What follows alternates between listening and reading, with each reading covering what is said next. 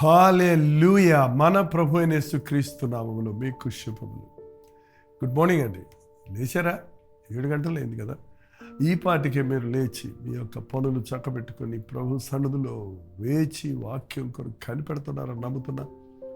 అసలు ఈ వాక్యం వింటే సరిపోదండి, మీరు వ్యక్తిగతంగా దేవునితో మాట్లాడుకోవాలి. ఆయన మాటను మీరు వ్యక్తిగతంగా బైబిల్ చదవాలి. ఒక అభ్యాసం చేసుకోండి. లేచిన వెంటనే దేవుని వాక్యం పఠించటం, ధ్యానించటం. పఠించి మనసులో పెట్టుకోండి, రోజంతా ధ్యానించవచ్చు. చిన్న ప్రార్థన, ప్రభా ఈరోజు సహాయం చేయని అడిగి అప్పుడు మిగిలిన పనులు చేయండి. అప్పుడు దీవించబడతారు. కొద్దిసేపు దేవుడు ఆయా రోజుల్లో ప్రతిరోజు మనకిస్తున్నటువంటి ఆయన తలంపులు, ఆయన వాక్యములోని మాటలు మీ దగ్గర తీసుకొస్తున్నాం కదా. ఇవి దినమంతటికి మీకు ఎంతగానో ఆదరణ కలుగజేస్తున్నామని, మీ హృదయ స్థితిని బయలుపరుస్తున్నామని, మీకు జ్ఞానోదయం కలుగజేస్తున్నామని, మీకు ఆధ్యాత్మికంగా బలం చేకూరుస్తున్నామని మీరు వాట్సాప్లో పెడుతున్నారు. దాన్ని బట్టి ప్రభువును స్తుతిస్తూ ఆపకుండా ఈ అనుదిన ధ్యానాలు కొనసాగిస్తున్నాం. రెండవ చిన్న ప్రార్థనతో ఈరోజు వాక్యాన్ని ధ్యానిద్దాం. పరిశుద్ధుడా, నీకు వందనములయ్యా. మరొక రోజు నీ మాట కొరకు కనిపెట్టుకుని ఉండగా మా హృదయాలతో మాట్లాడమని క్రీస్తు నామములో అడుగుచున్నాను తండ్రి. ఆమేన్. దేవుని స్తోత్రం. ఒక్క వచనం, క్లుప్తమైన ఒక ఆలోచన, ఒక తలంపు దేవుని మాటల్లో నుండి మనం నేర్చుకుంటున్నాం. దినమంతటికి మనకి ఎంతో మేలుకరంగా ఉంటుంది. పరమగీతము 1వ అధ్యాయము 6వ వచనాన్ని చదువుతున్నాను. ఈ పరమగీతాన్ని చాలామంది చదివి ఇది ప్రేమలేఖలాగా ఉందేంటా, ఇందులో ఏంటేంటో ప్రేయసి, ప్రియురాల, ప్రాణప్రియుడా అంటే లోకరీతిగా, శారీరరీతిగా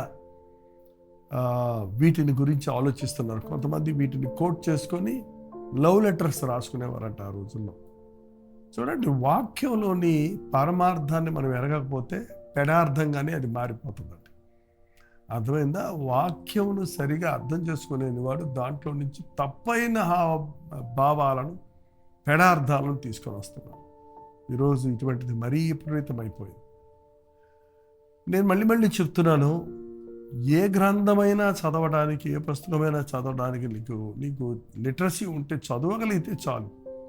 కానీ పరిశుద్ధ గ్రంథాన్ని చదవటానికి నీ పాండిత్యం పనికిరాదండి. ప్రభువు నిన్ను దర్శించాలి. పరిశుద్ధాత్మని సహాయంతోనే పరిశుద్ధ లేఖనాలను మనం గ్రహించగలుగుతాం. ఆధ్యాత్మికంగా వాటిని అనుసరించుకోగలుగుతాం. కాబట్టి ఈ కథలుగా కొన్ని హిస్టరీ ఉంది, కథలు ఉన్నాయి, ఉపమానాలు ఉన్నాయి, ఉదాహరణలు ఉన్నాయి, ఒక సూచనలుగా ఉన్నాయి. వాటిని లిటరల్గా మనం తీసుకున్నామంటే అది చాలా పాయసమా. నీ చెయ్యి అభ్యంతరపరిస్తే ఆ చేతిని నరికేయమంటే నరికేస్తారా ఏంటి? మన చెయ్యి పని చేయడానికి లోపట మెదడులో దానికి ఇంటర్ కనెక్షన్ ఉందండి. అక్కడ మనం మనసులో, హృదయంలో వాటిని కంట్రోల్ చేయాలి. కన్ను అభ్యంతరంగా ఉంటే పీకేయమంటే కళ్ళు పీకేసుకున్నారు. నీ కంటిని అదుపులో పెట్టగలిగిన, నీ చేతులను అదుపులో పెట్టుకోగలిగిన శక్తి నీ మనసులో, నీ అంతరంగంలో ఉంది. మన బ్రెయిన్ ఉంది చూడండి, అది ఇస్తే ఆజ్ఞల్ని శరీరం అంతా అనుసరిస్తుంది. మనకు తెలియకుండా ఇవన్నీ జరుగుతున్నాయి. అక్కడ మనం సరిగా ఉంటే అన్నీ సరిగా ఉంటాయి. కాబట్టి అంతరంగంలో మనం సరవాలి. ఇక్కడ ఒక మాట చదువుతున్నాను వినండి. నల్లని దాననని నన్ను చిన్న చూపు చూడకుడి, నేను ఎండ తగిలిన దానను. నా సహోదరులు నా మీద కోపించి నన్ను ద్రాక్ష తోటకు కావలిగెత్తగా నుంచిరి. అయితే నా సొంత తోటను నేను కాయకపోతిని.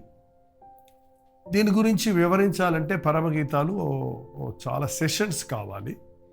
కానీ ఇక్కడ ఈ మాటలో ఉన్న అర్థాన్ని, ఇప్పుడు దేవుడు మనకు తెలియజేసే అర్థాన్ని మీరు గ్రహిస్తే సరిపోతుంది. నా సహోదరులు నన్ను కావలిగత్తెగా నుంచిరి. నేను ఒక కావలిగత్తెగా ఉంచబడ్డాను, కాయటానికి. వాచ్మ్యాన్ అంటారు చూడండి, వాచ్ చేయటానికి, గమనించటానికి. ఎక్కడ తప్పు జరుగుతుంది, ఎక్కడ నేరం జరుగుతుంది, ఎక్కడ లోపం ఉంది, ఎక్కడ ఏముంది అని కనిపెట్టేవాడు కావలివాడు. విజిలెన్స్. ప్రమాదాన్ని పసిగట్టి అది రాకుండా అవాయిడ్ చేయటానికి కావలి వారు విజిలెన్స్ డిపార్ట్మెంట్ ఉంది. కానీ ప్రమాదాలను కనిపెట్టి ఇలాంటి ప్రమాదాలను మేము కనిపెట్టామని గొప్పలు చెప్పుకోవడానికి కాదండి. ఇవాళ చాలామంది కావలి వారిగా ఉంచబడినప్పుడు వారిని కీడు నుండి తప్పించడానికి ప్రయత్నించడం లేదు, కానీ కీడు చేశావు, కీడులో పడ్డావు అని నెపాలు మోపేవారిగా ఉంటున్నారు. చాలా భయంకరమైనది. తప్పులు పట్టుకోవడానికే మనం ఉన్నట్టుగా, ఎదుటివారిలో లోపాలు పట్టుకోవడానికే మనం ఉన్నట్టుగా, మనం ఎంతసేపు క్రిటిక్స్గా, ఎంతసేపు విమర్శకులుగా, ఈ రోజున ఏ విధమైన శాలరీ అక్కర్లేకుండానే చాలామంది పనిచేస్తున్నారండి. వీళ్ళ పని ఏంటంటే రహస్యాలను బయటపెట్టడం, పాతిపెట్టిన వాటిని తవ్వి బయటకు తీయటం, ప్రభువు క్షమించిన వాటిని బయటపడేయటం. ప్రభు మూటగట్టి మీ పాపములను సముద్రపు అగాధములో వేసేస్తానన్నాడు. సముద్రపు అగాధములో పడిపోయిన ఆ మూటను, అందులో ఏముందో ఆ ఫలానా వ్యక్తి ఏమేం పాపాలు చేశాడో తెలుసుకోమని ఒకడు ఈదుకుంటూ వెళ్ళి దాన్ని విప్పి చూస్తున్నాడు. అంటే ఎట్లుండదు చెప్పండి? మీ పాపములు నా వీపు వెనుక నేను వేసేసుకున్నాను అన్నాడు ప్రభు. ఆయన విసిరి పడేసిన దాన్ని నువ్వు మళ్ళీ పోగు చేసుకొచ్చి నువ్వేదో గొప్ప కార్యం చేస్తున్నావంటే నువ్వు పాడు చేసేవాడివే కానీ బాగు చేసేవాడివి కాదు. నన్ను కావలిగత్తిగా పెట్టారు. ఐ వాజ్ డూయింగ్ సిన్సియర్లీ, నా పని నేను చేస్తున్నా.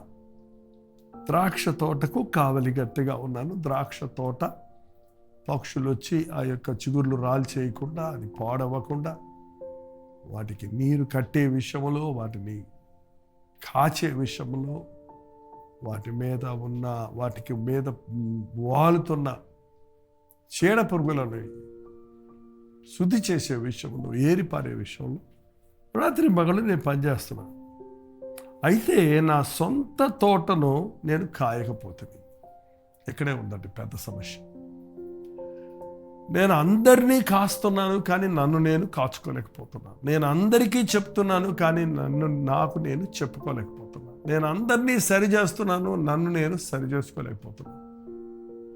అందరినీ దిద్దుతున్నాను, నన్ను నేను దిద్దుకోవడానికి నాకు టైమే లేదు. ఇదే కదండి ఇవాళ మాలాంటి బోధకులకి ముఖ్యమైన సమస్య. అది చాలా జాగ్రత్తగా ఉండాలండి.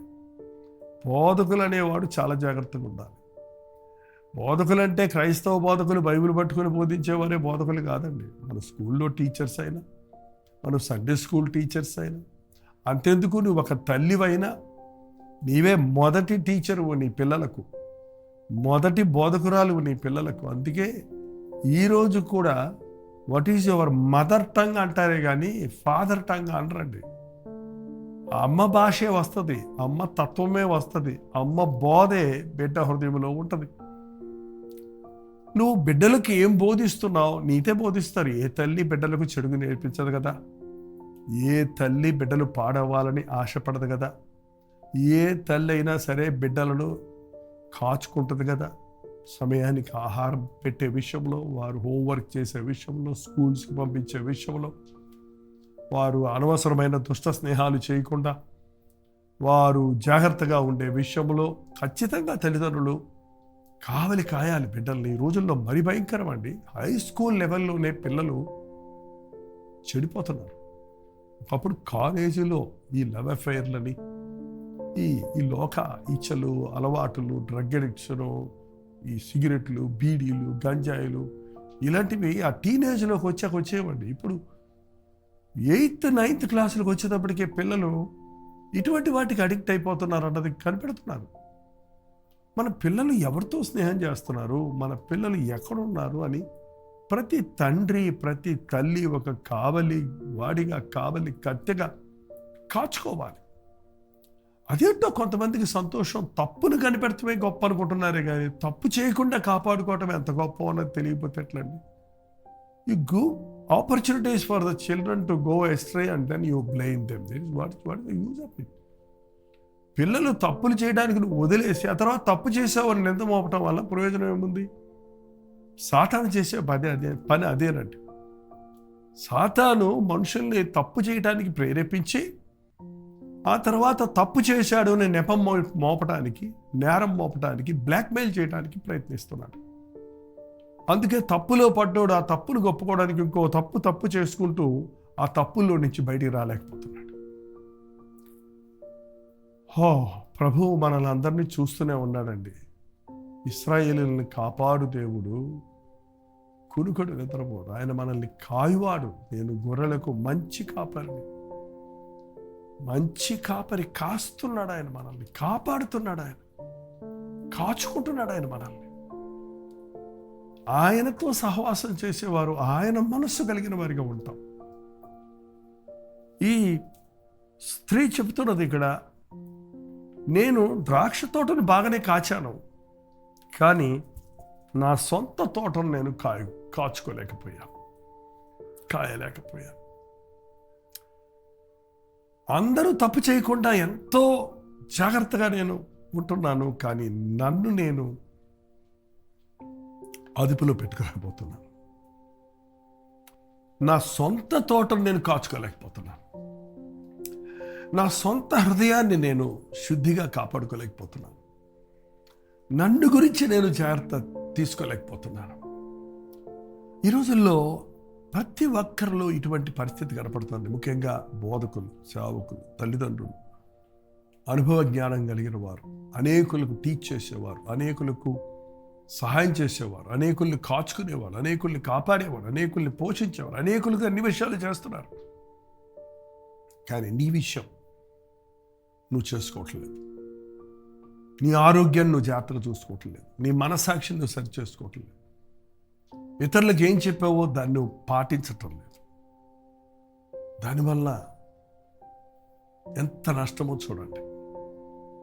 ఒకడు లోకమంతా సంపాదించుకొని, నువ్వు ఎంతో గొప్ప సేవ చేసి, నువ్వు ఎన్నో మందిని ప్రభుత్వం నడిపించి, నువ్వు ఎంతో విధంగా ఎన్నో విషయాలు నువ్వు కాపుదల కాచి, చివరికి నీ జీవితంలో నువ్వు భ్రష్టుడు అయిపోతే ఏం ప్రయోజనం?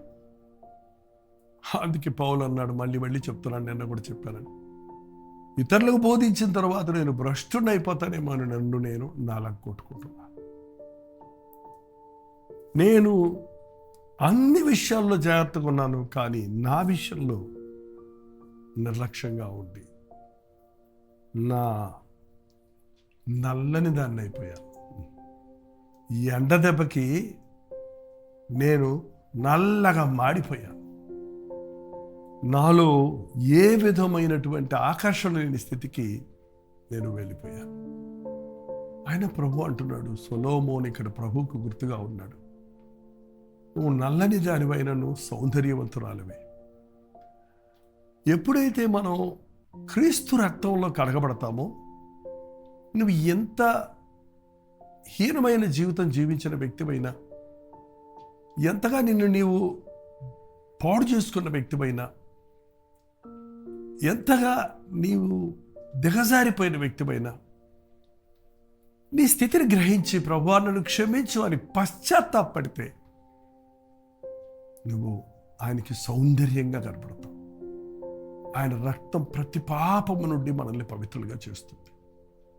ఇక నేను పనికిరాను, నేను నల్లగా అయిపోయాను, నేను మొద్దునైపోయాను, నేను భ్రష్టునైపోయాను, నేను పాపానికి అడిక్ట్ అయిపోయాను, నన్ను ఎవరు బాగు చేయలేరు, నన్ను ఎవరు మార్చలేరు, నా బతుకి ఇంతే అనే స్థితికి దిగజారవలసిన అవసరం లేదు. ప్రభువు నిన్ను ప్రేమిస్తున్నాడు. ఆయన నీ సౌందర్యాన్ని కోరేవాడిగా ఉన్నాడు. ఆయన నీ క్షేమాన్ని కోరేవాడిగా ఉన్నాడు. మనుషులు నిన్ను నెపములు మోపొచ్చు, మనుషులు నిన్ను తృణీకరించవచ్చు, మనుషులు నీ నాశనానికి కారణమై ఉండొచ్చేమో, కానీ ప్రభువు నాశనం చేసేవాడు కాదు. నాశనమైపోతున్న వారిని నూతన పరిచేవాడు. ఎన్ని విషయాల్లో నువ్వు ఇతరులకు చెప్పి నువ్వు చేయలేకపోయావు, ఎన్ని విషయాల్లో ఇతరుల విషయమై నువ్వు చక్కగా విమర్శించి, గద్దించి, హెచ్చరించి, బుద్ధి చెప్పి, నీ విషయమై నిన్ను బుద్ధి చెప్పుకోకుండా, సరిచేసుకోకుండా ఉండిపోయావు. ఈరోజు ఒక్కసారి నాతో పాటు ప్రార్థనలు ఏకీభించి మీ హృదయాన్ని పరిశీలించుకోండి. ప్రార్థన. పరిశుద్ధుడా, ప్రేమగల తండ్రి, నిజమైన ఆయన చెప్పుదిరేగా నీ చేయరన్న మాట ప్రకారం మేమేదో గొప్పవారిమని, మా చుట్టూ ఉన్నవారు మాకంటే తక్కువ వారనే అభిప్రాయంతో కఠినులుగా మేము పరిపాలించేవారిగా లేక పెత్తనము చేయవారిగా కావలి గారి వారిగా ఉండక నేనును అటువంటి శోధనలో పడుదునేమోనని నా విషయమై జాగ్రత్తగా చూచుకుంటూ వచ్చి వారిని మంచి దారికి తీసుకురామని చెప్పున్నావు కదా. ఏం బోధిస్తున్నామో దాని ప్రకారంగా జీవించటానికి, దాన్ని అనుసరించటానికి ఉదయం లేచినప్పటి నుంచి సాయంత్రం పడుకునే వరకు మాకు తెలియకుండా అనేకులకు అనేక విషయాలు బోధిస్తూనే ఉన్నాం, చెప్తూనే ఉన్నామయ్యా. ఇలా ఉండు, అలా ఉండు. వాటిని మేము అనుసరించడానికి సహాయం చేయి. ఈ లైవ్లో ఈ ప్రార్థనలో ఏకీపిస్తున్న వారి హృదయ స్థితిని నీ వెరిగిన దేవుడు కనుక నీ రక్తంలో కడిగిన ఆయన మీ పాపములు కెంపు వల్ల ఎర్రని వైలను హిమం వల్ల తెల్లని వగనన్నావు కదా. పాపపు డాగులతో ఉన్న మమ్మలను నీ పరిశుద్ధ రక్తములో శుద్ధీకరించి క్రీస్తు సౌందర్యం మాలో కనపడినట్లుగా తీర్చిదిద్దుమని క్రీస్తు నామంలో అడుగుచున్నాను తండ్రి. ఆమేన్. తండ్రి అయిన దేవుని యొక్క ప్రేమయు, కుమారుడైన క్రీస్తు యొక్క కృపయు, ఆదరణకర్త అయిన పరిశుద్ధాత్మక సహవాసం కూడి వచ్చిన మనందరికీ ఇప్పుడును సదాకాలము తోడయుండును గాక. ఆమేన్. దేవుని స్తోత్రం. మీ ప్రార్థన అవసరాల భారాలు 9540 నెంబర్కి టెక్స్ట్ లేక వాయిస్ మెసేజ్ ద్వారా వాట్సాప్ పెట్టండి. ఇతర దేశాల్లో ఉంటే 9100 నెంబర్ తెలియజేయండి. మీ పక్షంలో మేము ప్రార్థిస్తున్నాం, మీరు కూడా ప్రార్థించండి. Doctor Jaipal YouTube channel subscribe చేయండి, లైక్ చేయండి, ఇతరులకు షేర్ చేయటం మర్చిపోకండి. ప్రభు చిత్తమైతే మధ్యాహ్నం 3 గంటలకు హెచ్చరిక, అలాగే రాత్రి 9 గంటలకి ఇవాళ శుక్రవారం కదా ఉపవాస ప్రార్థనలో మాతో పాటు ఏకీవించండి. అంతవరకు దేవుని మహాకృప మీకు తోడైన గాక.